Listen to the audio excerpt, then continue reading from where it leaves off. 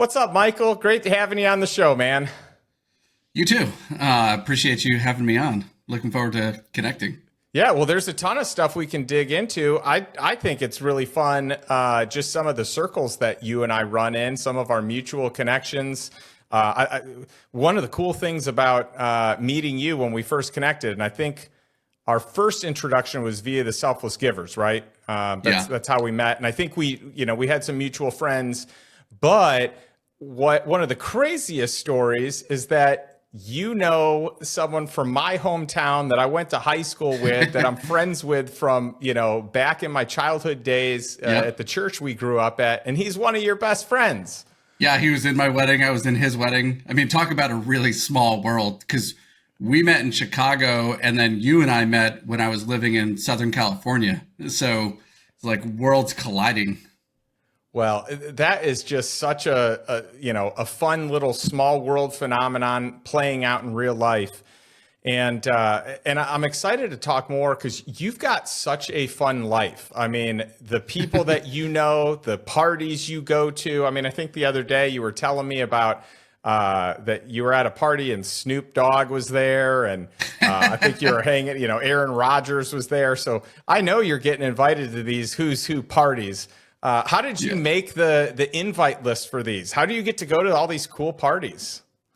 I'm a very cool guy. I don't know what to tell you. I'm just a naturally charming human being. Well, there it is. No, I think you overstate my friendships, but I do have a lot of cool friends. I think I'm a relationship collector. I tend to find value in people and just the relationship in general, not what I can strip mine out of the relationship, which oftentimes allows me to have even more bigger and more in-depth relationships, particularly with people that are constantly sought after because people are asking them for things all the time. And I try not to ask people for things.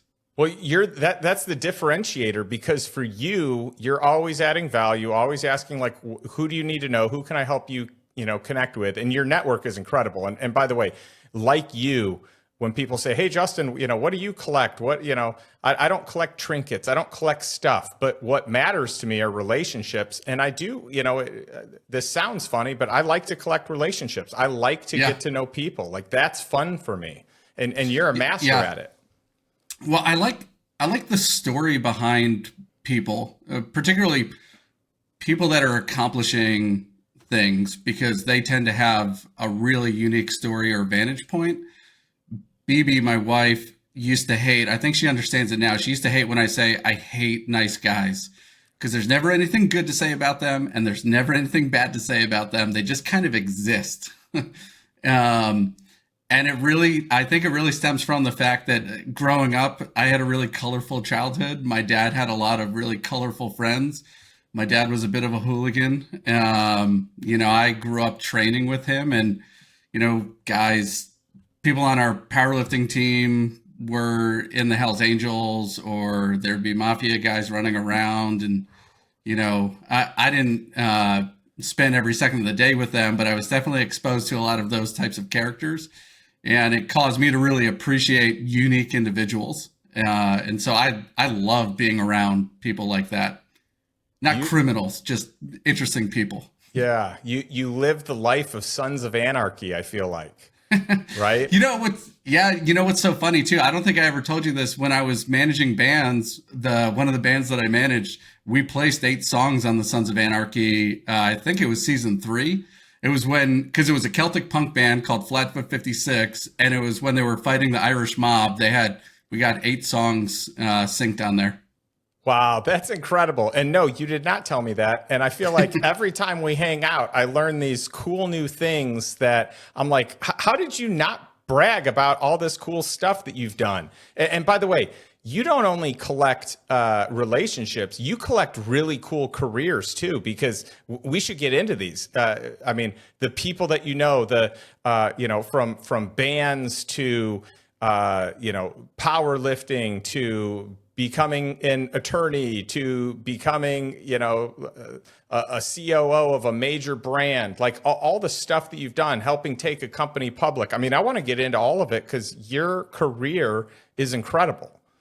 Yeah, so I was kind of lucky. My dad was a world champion powerlifter in the 80s and 90s. A lot of his teammates were also world champions. My uncle's a country songwriter.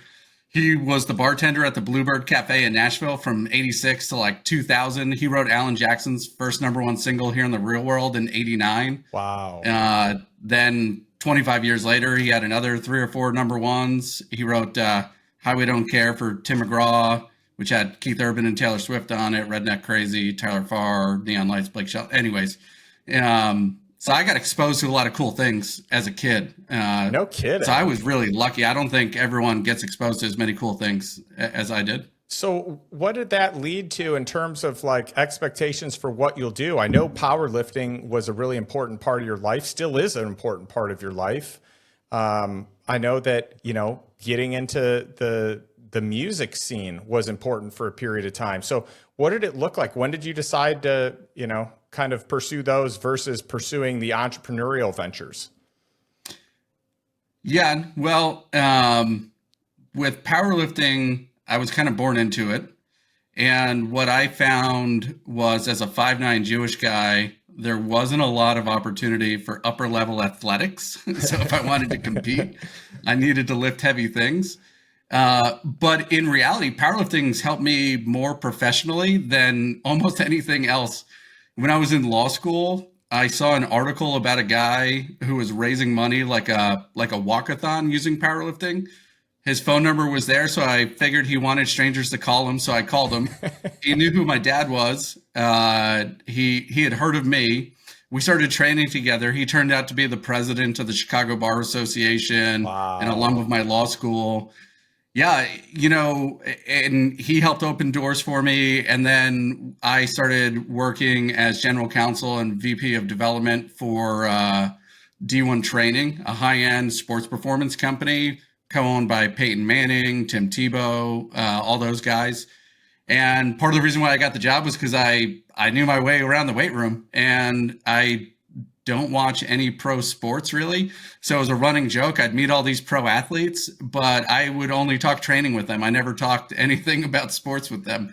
And I'd love to throw down in the weight room all the time. So powerlifting's been a huge benefit to me. And so, yeah, I've been really grateful for it. That's awesome. I love it. And so for a period of time though, you thought you were going to get into music, or you did get into music, right? You were managing bands and doing some work there. Talk about that season of your life. Yeah, so music is my true passion. I love music, and I love training. And when I was in college, I started to put on a few events, nothing major. And I lucked out. One of the guys, his name's Josh Keir, ended up becoming a big songwriter. And I started doing a little bit of work with him. He's gone on now to get 5 Grammys, 4 for Country Song of the Year. He wrote Before He Cheats, Need You Now, 2 Black Cadillacs. Wow. Drunk on You, Drunk on a Plane, anything that where you're drinking, he's probably written it. Which then led into a little bit of management, but more putting on events. And so there's a bar in Chicago called Joe's Bar. It's a huge venue for country music. I became friends with the owner, Ed Warm, who's just the nicest guy on the planet. We started putting together songwriter sessions called the Circle Sessions. We were flying up people from Nashville. Probably the first event we ever did had Shane McAnally, who Shane's written a ton of big hits. He was host of NBC's Songland. He wrote Somewhere With You for Kenny Chesney. He wrote half of Casey Musgrave's album, produced her album. Brandy Clark was in that round. Brandy, for the first time ever, played Mama's Broken Heart, which is a Miranda Lambert #1. And she and Shane this year launched a Broadway play called Shuck that was nominated for 9 Tony Awards. Wow. And so I just stayed friends with all of them, and I got in. Then I started managing bands with Christian Picciolini. Christian Christian is an interesting guy in his own right. He's one of the founders of the Northern Hammerskins, which is the world's largest racist skinhead organization. Whoa. So me as a Jew, working with him, he's walked away from the movement a long time ago. But we were working together to manage bands. He was a great guy to help teach me what to do. We also founded a charity together called Life After Hate. Me, him, Arno Michaels, Sammy Rangel, Frank Meek, a few other guys that went on to really work with to help de-radicalize fundamentalists, particularly skinheads, but also non-skinheads. And so music and powerlifting has really weaved its way into my life in a really indelible way. Wow. Yeah, that's incredible. And so for a period of time, you thought that was going to be the path, right? But then you're like, hey, I want to go to law school. I want to pivot. You thought you were going to be a lawyer, but that was kind of short-lived. You became a lawyer, right? But it was short-lived before you transitioned more on the operations side, right? So to walk us through that journey of like what was next after music. And obviously I know music has stayed your heart and soul, but professionally, what was next? Yeah, so the legal side let me start working with D1 training. And when I was with D1 training, our mutual friend, Andrew Hudgens, one of the things that he taught me is if you really want to move up and create your ideal role, excel at the responsibilities you're given, and then ask for the things that you think are what you want to be doing. And so at D1, I was excelling as an attorney and partnership side, which then let me start getting into the operations piece. And so I started to get to advise them strategically on different things, which allowed a real segue over to ops, which really since then hasn't stopped. Because I went from being president of D1 training to chief operating officer of Xponential Fitness and their chief revenue officer. And most recently, president of a company called Stark. So, yeah, it's been great. And when you say I was an attorney, I tell everyone this. I'm like, I was an attorney. I never said I was a good attorney, but I was an attorney. Well, I passed the bar. I think you're good enough to be getting some high profile positions, and it's powerful to see you pivot from. I mean, I feel like most people get typecast into the attorney role and that's it, right? Like it's hard to get out of it, but the skill set does lend itself well to, operations. And, I think that there are a lot of very successful attorneys or background of attorney that end up running different companies. So I think that that's a common path, but I think most attorneys don't ever fall out of that line of practicing law. Yeah, I think most people in life, and attorneys maybe are the most miserable. I think most people in life just accept limitations really quickly, and their imagination. No one ever works to expand their imaginations. And I kind of felt this way going into law school, and I was president of the Student Bar Association when I was in law school, so I got to talk to incoming students all the time, and I used to tell them always there's two immutable facts. One, only the top 5% can be in the top 5%. Everyone else has to hustle. That's just a mathematical truth. Two, the law degree is probably one of the most versatile, if not the most versatile degrees out there, because it gets you access to rooms, gives you credibility, but lets you get education in business, in finance, in operations. I mean, all these different things come alongside of it. And if you piece them together, you can really create something powerful. But you've got to have that imagination. Yeah. And so you started with operations with D1. And how long were you there? And how did you get recruited to Xponential? Because that's big time. I mean, D1 is, big name, big brand, but Xponential is like huge in the space of franchises. Yeah. So I was at D1 for just shy of a decade. Okay. I met the founder of D1 all because I gave a tour of my law school to a kid that I then became friends with after law school. And when I started my own firm, he introduced us. But moving from D1 to Xponential, a recruiter reached out. I usually don't respond to recruiters. I said, you've got 5 minutes. I've got a couple, I can take a call. Otherwise, pound sand. He called me, let me know what was going on. They were actually looking for the president of Stride, not a COO at the time. They flew me out for an interview pretty quickly because I just happened to be going to Scottsdale for spring training, and they're based in California. I'm like, hey guys, if you want me out, do it now. Otherwise, it's going to be tough for me to get there from Nashville. I came out, I interviewed with Anthony Geisler, the founder of Expo, and I got a call. I can't remember if it was that day or the next day from the recruiter. And he's like, I don't know what happened in there, but he's interested in you as COO, not as president of Stride, which, if you know, Stride is a run-based brand. I am anti-cardio, anything. I was not really interested in Stride. I really wanted to meet Anthony because Anthony's kind of a legend in the fitness franchising space. Yep. And why? And so, tell people why. I mean, Xponential is a conglomerate of a ton of big brands in the space. So tell everyone what all is part of it.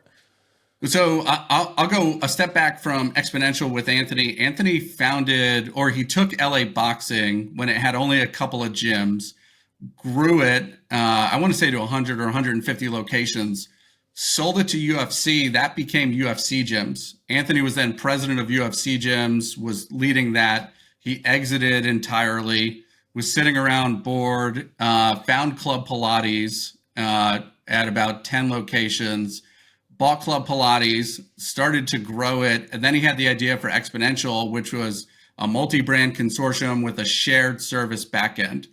And Xponential then added, after Club Pilates, and this is in no particular order, added Pure Bar, Cycle Bar, Rumble, AKT, Row House, Stretch Lab. Yoga 6, wasn't Yoga 6 part of it? Yeah, Yoga 6 is one of them. I used to have to go by offices because there were so many brands I couldn't remember. There's 10 brands, and we grew to 2,500 locations. Wow. And Anthony was the godfather of all of it. That's unbelievable. Well, I feel like that would be a really fun podcast interview. So maybe I'll make a connection. Yeah, you should. And by the way, for those of you that get a chance to listen to the Erwin McManus episode, which hasn't come out yet, but that is also thanks to Michael Abramson because he is the master connector and connected us. I love Erwin. Did he tell you? I met Erwin in 2007. I interned with him for a few months. Oh, that's so cool. Oh. I graduated law school, bought a one-way ticket to LA. My roommate threw out all of my stuff because I didn't think I was coming back, and I didn't pack anything. I had to come back because I needed money, but I had to live on some girl's sun porch for 5 months. Oh my goodness! When I came back. You are just full of stories. I love it. I love it. So what was it like, working, side by side with this legend? Anthony's unique. Anthony, and he knows this. Anthony is a professional asshole. He is one of the most aggressive business guys I have ever worked with. That said, he's almost never wrong with the decisions he's making.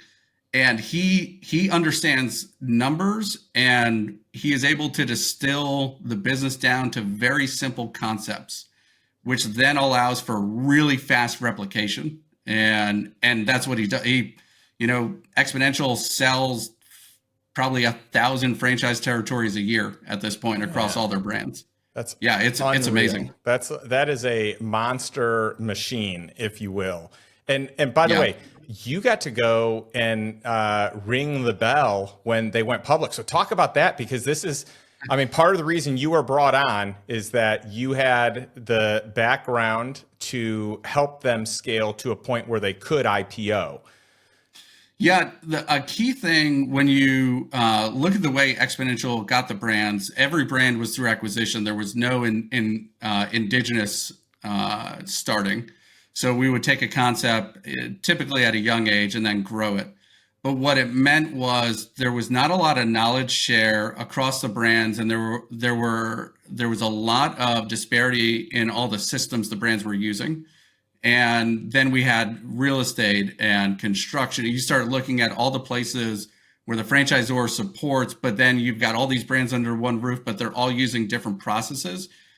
I'm a very process oriented person, and for better or for worse, I'm probably like Anthony. I'm a professional asshole too. I don't. I've got very thick skin. If you look at the strengths finders, command is in my top 5, and command says you feel no remorse imposing your will on other people. That's the best summary I have of it. True story. Yes. And so I started the process of really trying to weave things together. And it wasn't just me, there's a team, right? And so we spent about 18 months really working on the systems. And then we went into IPO prep mode, where we hired Deloitte to be our internal auditor, which is the most painful process on the planet. I'm sure. And they tell you every day you're doing 20 things wrong. And so you're just constantly fixing things. COVID derailed us. We were trying to IPO in March of 20, and then we had to wait till July of 21. So we basically did all the IPO prep work twice because we filed the private S1. No. And then we had to maintain and update it with significant business changes because brick and mortar fitness had some real upheaval during the pandemic. But because, and this is really a testament to Anthony's so aggressive during the pandemic, rather than closing locations, we closed no locations permanently. We actually opened 250 locations in 2020 alone. Wow. And because he wanted to lean in, he knew the IPO was coming. He wanted to lean in, but other major brands like Dave Long with Orange Theory, great leader, but he was pulling back. And Anthony's going, yep, people are pulling back, so let's lean forward. Yeah, that's great foresight right there. What was the valuation had you been able to IPO the first time versus what was the valuation at the actual IPO? I can't give you the actual, but it was double, at least double what we actually IPO'd at. Wow. So the pandemic, we IPO'd at just shy of $1 billion. The IPO, if we IPO'd pre-pandemic, it would have been double that. Man, that's a big difference, but still, that's a massive IPO, and you got to feel good. So, what was it like? Being on the floor, being, ringing the bell, being, having everyone stare at you, having, news reporters capturing everything. It's exciting and anticlimactic at the same time. And if you know me really well, I hate getting dressed up. So I had to wear a suit, which was torture for me. But it's exciting because you get there and there's all this energy and you're doing these brand activations outside, and you walk up, you're on Wall Street, and you walk up and you see the Xponential banner hanging on the stock exchange and these huge stages outside, and it's very kinetic. Then when you get in there, you're hanging in the boardroom for a while with the chairman of the stock exchange, which is fun. And I, of course, I bust his balls a little bit because he gives a speech to the company beforehand. And, as he's walking out, I'm talking to him and I'm like, so how many times do you give that exact same speech every week? It was fun. But the thing is, you ring the bell, which opens the market, but it takes like 2 hours for anyone to actually trade your product. And so there's a second bell that you have to ring once the first official stock is traded and the actual price is set, which is usually, it's televised, but there's not as much theatrics around it because it's not up on the pedestal or anything. Yeah. So you ring the bell on the pedestal, and then you sit around for 2 hours. Like, what do I do? Go outside, do the brand activation, yada yada. But it was super exciting. It was a once in a lifetime experience to be able to go there and do it and be part of the team that made it happen. That's so cool. And I know there are a lot of entrepreneurs, there are franchise owners, there are people that have multiple locations for their business. Maybe it's not technically a franchise, but they have many locations. What are some keys to success that you see as, being able to scale profitably, successfully, a small organization to a large organization, or a mid-sized organization to a large organization? Yeah, so it starts at the ground floor. You got to look at unit level economics. Your your unit needs to be performing at an optimal level that's not dependent on personalities inside the four walls, because you can't really replicate the personalities. You've got to have the we used to say there's three formulas to success in fitness franchising.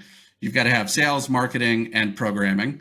And as long as you have those, you're going to win. If you are dependent on a Mike Abramson or a Justin Donald, because we're so charismatic, larger than life, yada, yada, you're going to cap out pretty quickly. And then you need to have what your ground rules are for growth. What do you want it to look like? Do you want to build to scale to exit? Do you want to build to scale for an investment to take some chips off the table? Or are you building to hold in perpetuity and live on residuals? Because each one of those each one of those goals sets a very different path on how you build the business. So you look at the unit level economics, and then you determine what are the rules of the game. What's my win at the end of this, and that creates the trajectory. Yeah, that's good. I mean, I love hearing the true science behind it. You know, what are the technical things that need to be done? Because what is it, 2,500 locations? That's just incredibly large. And, you know, obviously you've got to learn. You can't run that big of an operation without having many systems in place, but your systems are all different because you have so many different brands, 10 different brands. Yeah. So when we started to weave everything together, what we really saw is every brand should have the exact same processes outside of the sales piece, because they all have different personalities. So Club Pilates is a more subdued, refined experience with 12 reformers in a studio, whereas Cycle Bar is 50 bikes. You need it to be high energy, super active. And so the sales process looks different. But to open it, to sell it, to find the location, to get into construction, and to open it, that process is effectively the same everywhere. That makes sense. Yeah, so you can systematize part of it at scale for all pieces of the organization, and then other things have to be modified specifically for that brand. Right. Yeah, and so at a certain point in time, like what's the like how many people were being managed? Like how many people were part of the infrastructure of Xponential before it went public? I couldn't give you the exact because I can't remember, but depending on where we were, it was between 400 and 700. Yeah, that's huge. Because we had corporate studios in addition to every brand having their own team, and then Xponential having its own team that acts as the foundation of each of those. Yeah, and so you've got corporate, you've got corporately owned franchises, and then you have your franchisees who you're probably not even counting in that count. Because they're their own business owner. Yeah, if you're counting franchisees, so we had about 3,000 plus franchisees alone. Then if you count their team members inside of the franchise, you're talking another 15,000 or so team members in addition. Wow. Yeah, that is a massive organization. Now, you had to have had a nice piece of the exit being a COO, being brought in. You're brought in a little bit later stage, so they probably don't have to give up as much equity. But I've got to imagine it was not a sad day for you when the company went public. And I know financially you had to do well. You don't have to give us all the details. You can share what you want or not share what you want. But you had enough that you didn't have to rush into anything. And I think you were looking for what was next, right? So I'm curious what that felt like to experience a windfall of cash. Was it more than you thought you'd get? Was it was it as cool of a feeling as you thought? Did the luster wear off pretty quickly afterwards? The luster wore off really quick because I'm just not a money-driven guy, and I don't say that to disparage anyone that's just trying to accumulate cash, because I think it's important to have really good residuals and wealth development. but that's never my end goal. It's really more the experience and the accomplishment. And I tend to be really, really bad at celebrating anything. I usually joke around when people bust me for it. I always say, Vince Lombardi used to say, you don't make someone better by extolling their virtues. It's kind of a horseshit thing to say, but that is the way I operate. And so I have a hard time celebrating. So it was exciting for a minute.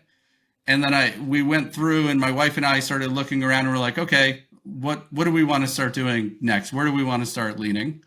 And I thought I was going to be a social media star, which is, I'm saying that half joking.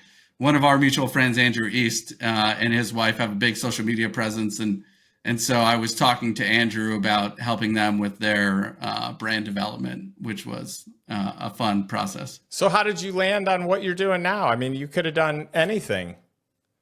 Yeah, I was consulting with a lot of companies. I was talking to Evelyn Webster a lot. I love Evie. She's the CEO of SoulCycle. She's awesome. And talking to her, talking to Fritz Landman. He's the CEO of Mind, Body, and ClassPass. Been really kind of tossing around, but the thing that was happening with consulting was I had great control of my schedule, but I wasn't building anything. And I like building things. And I happened to meet this guy, Todd Van de High, who I'm sure Todd will listen to this. Todd is the lesser successful brother of Todd and Mark Van de High. Todd's older brother, Mark, is an astronaut who holds the record for longest time in outer space. Wow. Yeah. So Todd can't live up to that. But I met Todd through a unique organization called Alder. And Todd was running a really values-driven organization, which appealed to me, that married the medical or clinical side of life with fitness and looking truly at life optimization. So not just let's get you a six-pack, but we're going to draw your blood every 4 to 8 weeks.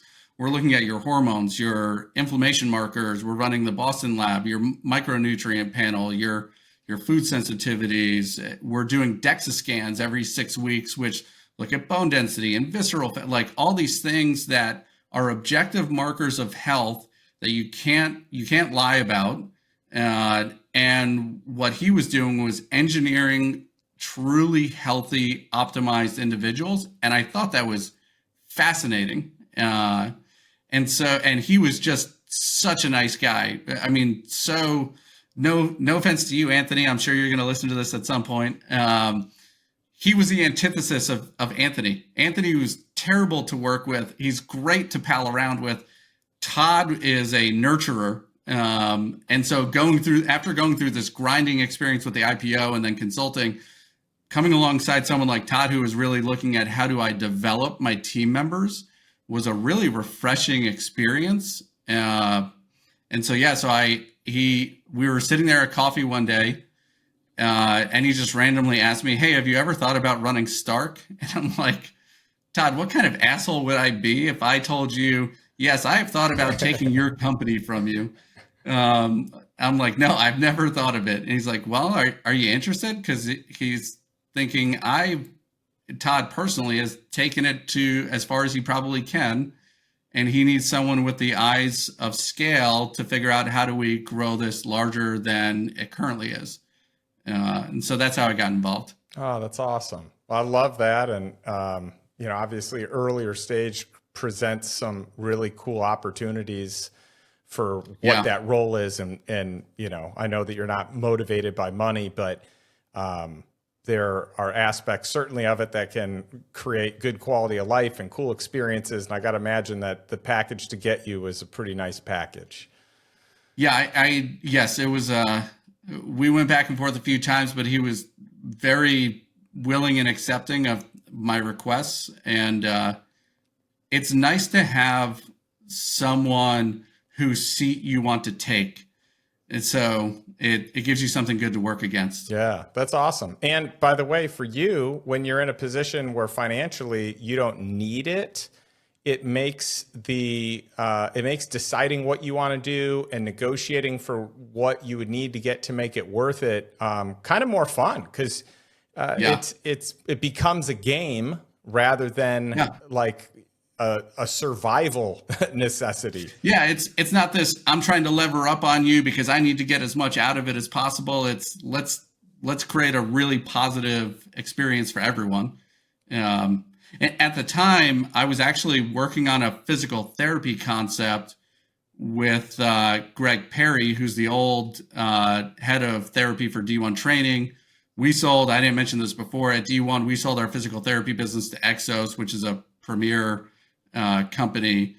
Greg went to run that, was SVP at TB12. I reached out to him and was like, let's create a physical therapy company that's a little bit more nuanced. I reached out to Hyperice because I knew some of the guys there and was meeting with Anthony Katz, their founder. Anthony's just the nicest guy on the planet. Anthony wanted to do it, met with Jim Huther, their CEO. They went through a financing round, so we kind of pushed pause, and then I started at Stark, and now, come full circle, we're in the process of bringing that entire concept back to life, and we're looking at, do we marry with Hyperice or do we marry with Therabody? Because I've got some tie-ins with Therabody as well. Oh, that's fun. I mean, sky's the limit. There's a lot of, I mean, I believe in what you're talking about. I mean, I'm a walking example of someone that's doing all the blood work and, you know, is trying to optimize for health. And I just think that that is going to be one of the next huge, majorly commoditized industries, Yeah. you know? Are you working with Human Longevity or someone like that? No. Well, it is someone like that. So I have worked with Fountain Life, and I have worked Tony Robbins' company. Yep. And then I have worked with East West Health, Reagan Archibald, and there are a few others that I have interviewed and maybe next on the docket for, you know, I like having kind of one of these new companies each year so I can see, Yeah. you know, who's kind of got the edge in what areas, and it's been fun. The thing that I've seen, because we're in the process of talking to Human Longevity about a partnership, is a lot of these companies, they provide an incredible service, but they lack the ability to help you implement. It's great diagnostics, and if you have an issue, they connect you with great practitioners, but day-to-day implementation is usually lacking. And that's actually where Stark shines, is combining all those people and helping people to integrate day-to-day. I love it. And by the way, I feel like the last time we were talking or hanging out, you were doing some sort of cool partnership or some program with Live Nation, or you know the people there. You always know someone somewhere. And since I also love music and love some of this, isn't that a group that you've worked with, or you know a lot of them well? Yeah, so it was more Rock Nation, which is part of Live Nation. One of my best friends, who actually was my roommate, because as a grown man, I made no money, and we shared a bunk bed at the age of 27. Hank Fortner. Hank was the head of artist management for Rock Nation, and we were working on some partnerships with them. I started working with Jay Brown, who Jay's the co-founder of Rock Nation with Jay-Z, and he's also one of the founders of Marcy Venture Partners with Larry Marcus and Jay-Z.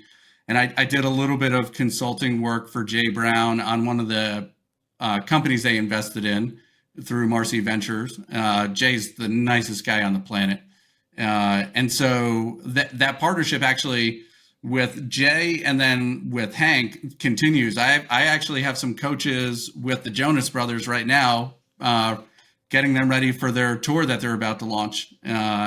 So we're still in the mix. I love how you have time for like all these things that you love. You don't cut them out. You keep doing it, and it's just awesome. You stay closely connected with music. I'm just blown away by a guy like Jay-Z that can be so incredibly gifted on the artistic talent side of things. One of the, I still think he holds the record for most, let's see, trying to think what it is. I think the most platinum albums.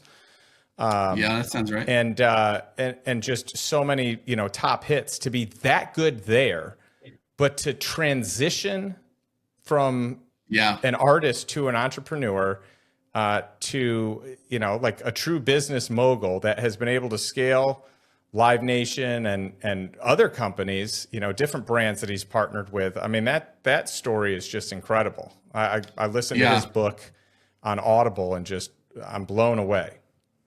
He's really sharp. I don't work with Big J, so I'm not going to claim him as my best friend.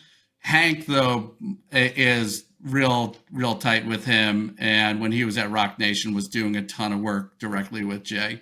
And he said Jay was so unbelievably sharp when it came to assessing business opportunities, partnerships, and creative structuring of the partnerships, where it's not one winning and one losing, but a mutual win. And, Love that. Maybe because of the Jay-Z brand, he ends up a little higher, but it's not at someone else's expense. That's so cool. Yeah. I love that you can be at the pinnacle of your career and still try to create win-win situations, that it's not a zero-sum game and everyone can win. That's awesome. Yeah. Well, Michael, I feel like we could keep talking about, life and travel and everything for hours on end. And I look forward to getting together again soon. We unfortunately have to wrap today, but where can people learn more about you and find you? That's tough because I don't do a ton on the social medias. I don't know why. Maybe I just feel like people don't need to hear anything I have to say.